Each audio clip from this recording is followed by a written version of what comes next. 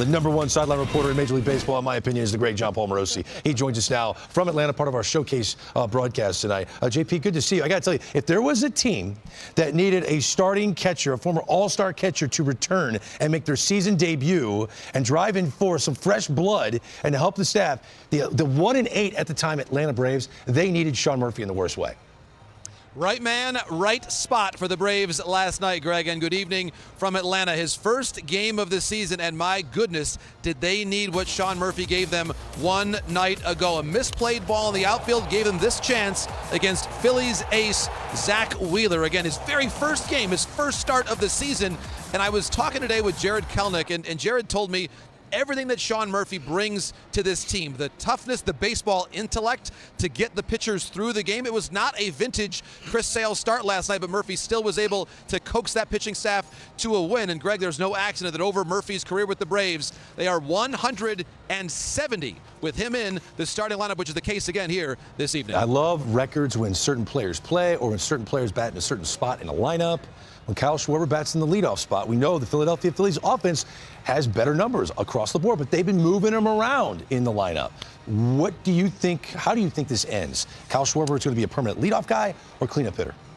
Greg, how about both? There's no need to choose here with a hitter this versatile in what Kyle Schwarber brings to the ball club. Tonight, he will be batting leadoff because the Phillies are opposing a right-handed pitcher. And it is a right-left question, but not because of Schwarber's splits, because notably, Greg, he's batting better than 500 right now against lefties. So there you see the difference. Cleanup, he has been dynamic, and that number right there, Greg, batting 546, is because whether it's against Chris Sale last night, against whom he homered, or other lefties, he has been crushing the southpaws this year. The idea, though, for manager Rob Thompson is this. Against a righty like tonight, you want to have Schwarber lead off and Harper third to get the extra left-handed bat in the order to bat every time in the first inning. So, again, that's going to be the case. Against righties, it's leadoff. Against lefties, it's cleanup. But he's going to be in there every single day. And I talked to Jordan Romano earlier today, Greg, about what he saw in the way that Schwarber prepares to face left on left. Very few sluggers in baseball today are as good left on left as Kyle Schwarber, and we're certainly seeing the impact that hitting coach Kevin Long has made on multiple lefty bats in this lineup, whether it's Schwarber, Harper, or the newly signed Max Kepler. Yeah, and Schwarber is in a walk year. He's just got such a simple swing. He can hit, I think, till he's 42. Kyle Schwarber could play for a while, right? I think he easily. could. Hey, speaking about guys that have success into their 40s, I'm going to say he could do what Julio Franco did for the Braves until about the age of 47. Why not, Greg? I'm with you, man. I think Kyle Schwarber's got a swing that's like that. JP Morosi will be getting more insights like this from you during our showcase game later tonight in Atlanta. Thank you so much. The great Jon Morosi with us here. Now it's time to check out Rivalries presented by Booking.com. James Wood against the Dodgers is becoming a rivalry. They can't get this kid out. Opposite field power for days, and it's effortless. Look at these swings. I mean, he's gigantic, 6'7", but a super athlete, incredible balance. It just reminds me a lot of a young Juan Soto. I know Juan Soto's not 6'7", but this spray chart you're about to see is eerily similar to a 19-year-old Juan Soto. So, Harold, as you see where his home runs in his career go, mostly opposite field, is James Wood intentionally trying to hit the ball the other way?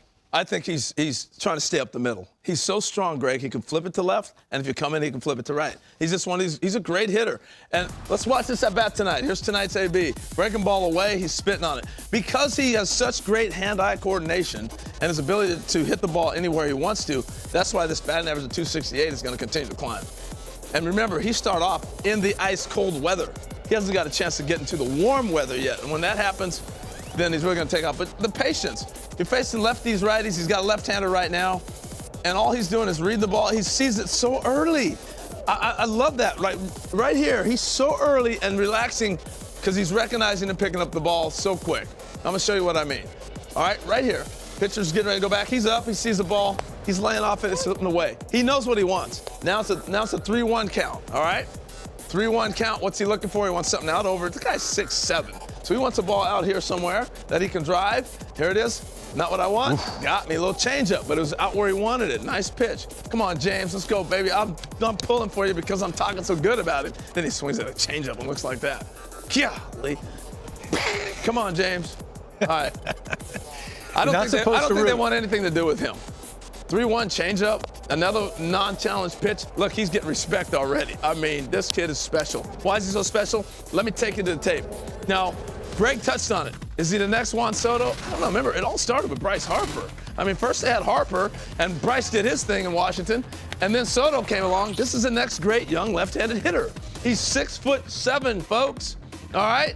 6'7", and you can flip a ball like that. You don't even have to finish your swing. Here he is, selected by the Padres. Here's the development he had in the minor leagues. This is why when that trade happened for Soto, he was so coveted. He can play the outfield. He's a tremendous athlete, and he's got power opposite field, which doesn't have to make him force anything, just flipping balls the other way. You wait till it gets warm in Washington where these balls are going to start landing, and you throw a ball in, he just stays up the middle. All he's thinking is up the middle.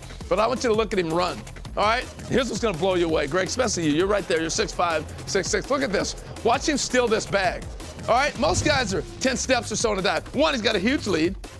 Two, well, look at these steps. 2, 3. He looks in on the 5th one. Most of us look in on the 3rd. All right, now he has 9 steps and a slide That's to incredible. second base. Covers so much ground. And that's why outfield in the outfield, he's so athletic, he can go get balls for you in the outfield as well. He's got an arm. He's got an understanding of the situation. I'm telling you, this guy is a special talent. I had to go back and think about who's he remind me of. He really reminds me of Dexter Fowler.